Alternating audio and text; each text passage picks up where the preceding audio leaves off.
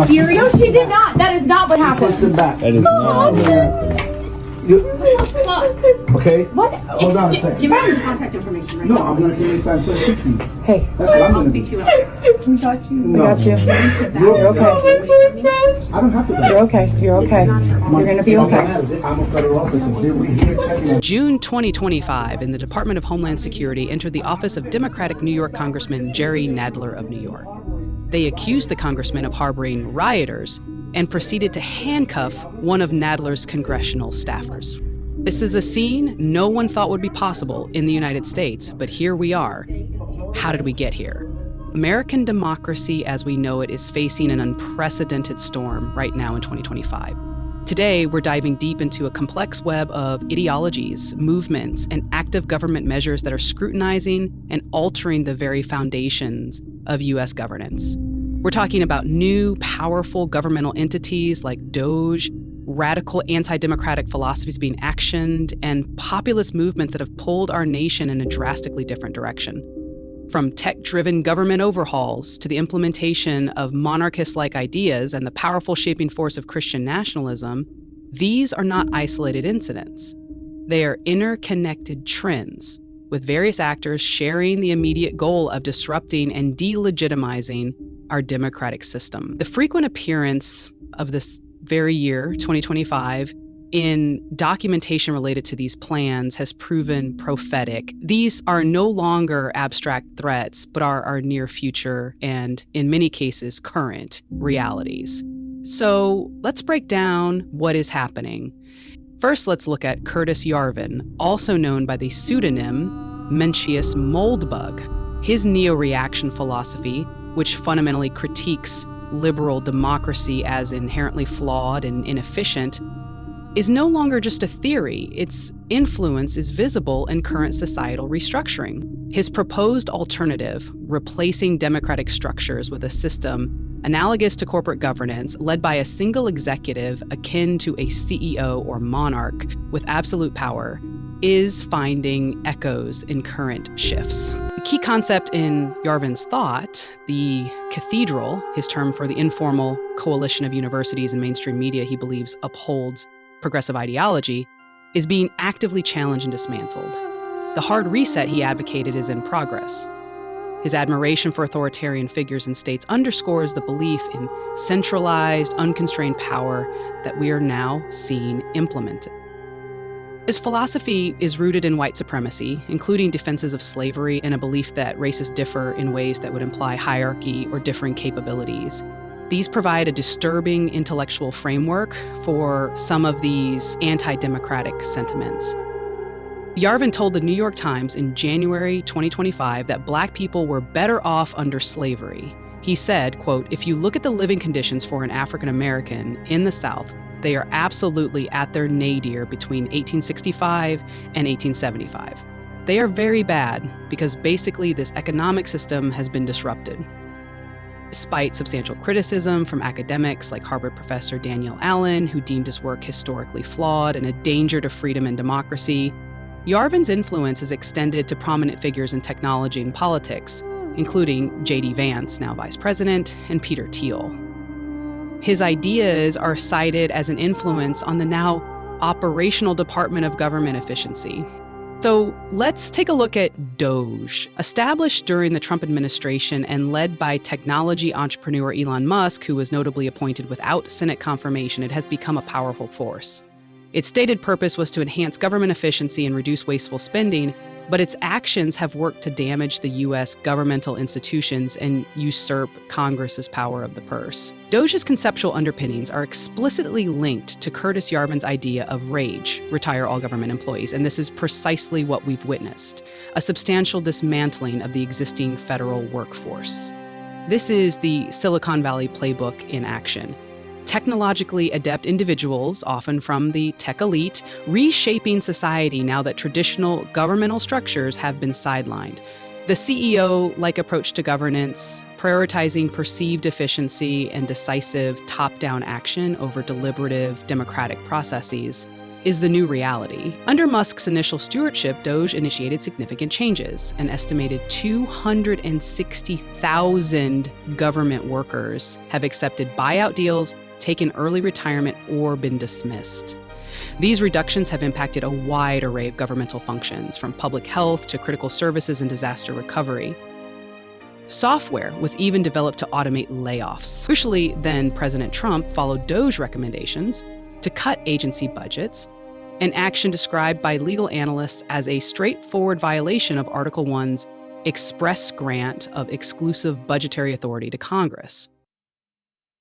DOGE has become a vehicle for radical, ideologically motivated governmental restructuring, bypassing traditional legislative processes and constitutional norms.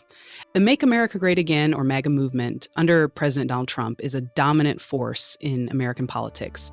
Its ideological underpinnings and the rhetoric of its proponents have advocated for a more authoritarian style of leadership. Strategies for the president to grant himself expansive powers, including closing down government departments without congressional approval, impounding congressionally authorized funds, and disregarding judicial rulings, are actually happening right now. The embrace of expansive executive power is challenging the American constitutional order daily. The Republican Party has been making moves to demonstrably undermine democratic institutions and public trust in elections. Since 2010, numerous state legislatures under Republican control enacted laws that have reduced voter access to the ballot, such as those leading to inadequate polling facilities or stricter voter ID requirements. Republicans have followed Trump's lead in spreading misinformation about the integrity of elections, and extreme partisan gerrymandering has entrenched one-party rule in certain areas, mirroring tactics used by Orban in Hungary.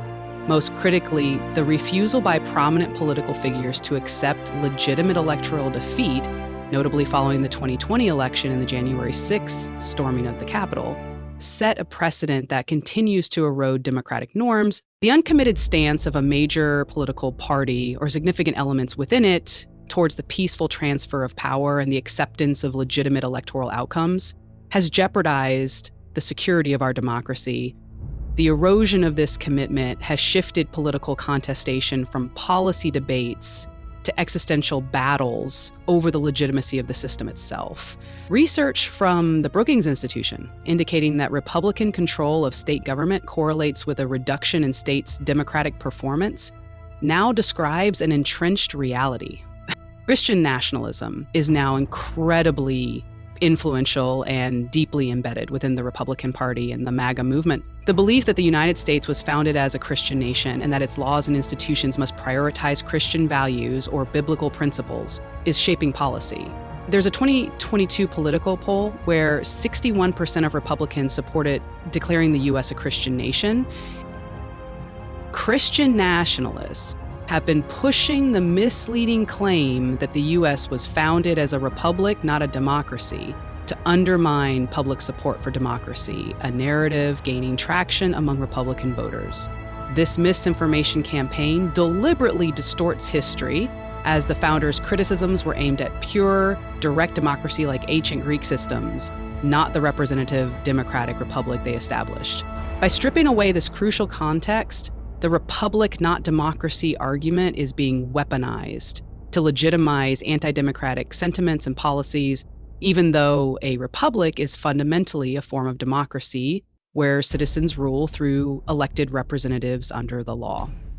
Political figures, including Donald Trump, whose pronouncements that Christians were under siege and the need to bring back Christianity are because of the influence of Christian nationalists, and they have acted on these themes.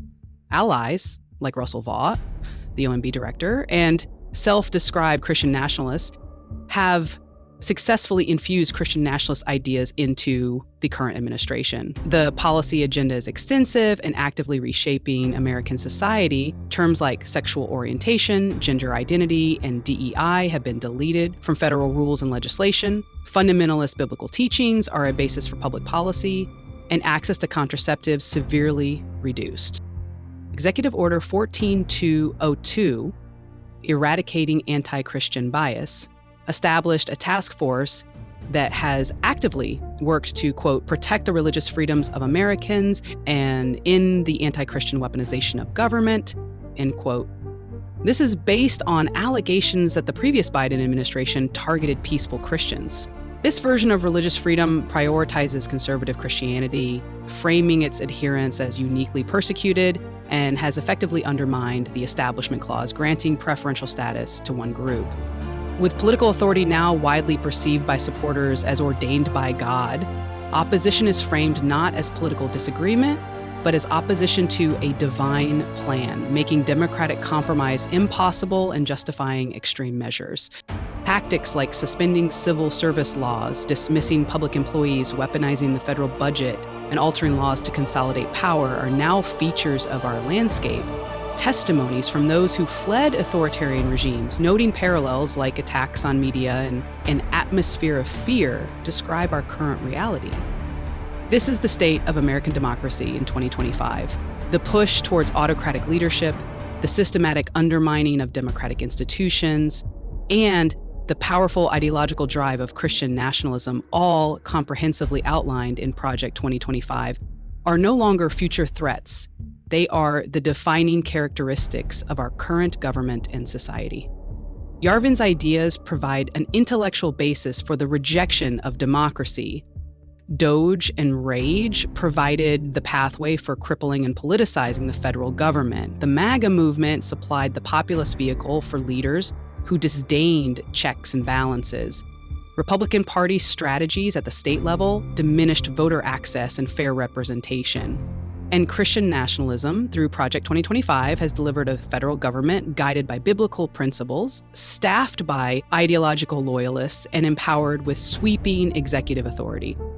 At the California Democratic Convention in Anaheim on May 31st, 2025, California Secretary of State Shirley Weber talked about the importance of upholding the principles of democracy in America. I am Shirley Weber, Secretary of State, and I'm honored to serve this great state with the largest voting population in the nation. But I have to be honest. If someone had said to me that I would be in this position of having to fight for the things that my parents fought for 50, 60 years ago, I would have said no way.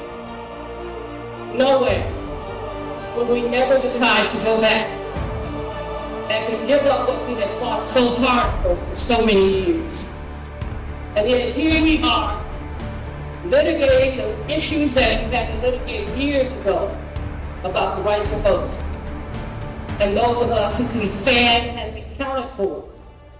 And so it's a difficult conversation to have. You see, I'm a sharecropper for, despite the fact that I have all these degrees from UCLA, with an early profession 23, and all that other stuff. I am a sharecropper's daughter who refused to back down at a way station and therefore challenged the authorities that were there and had his life threatened and had to leave Arkansas in the middle of the night in order to prevent being lynched. But he stood firm on his belief system. And he taught his children, his daughters, and his sons to never back down, to never give up on the things that you believe. And I have fought my way every step of the way, whether it's through the University of California threatening to sue them and others who decided that they were not going to grant me what I had earned and deserved.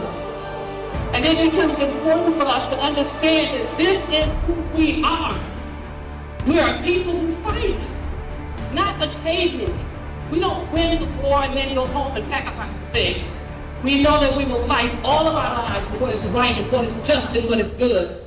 And if we don't understand that, we will be in this position every time we turn around.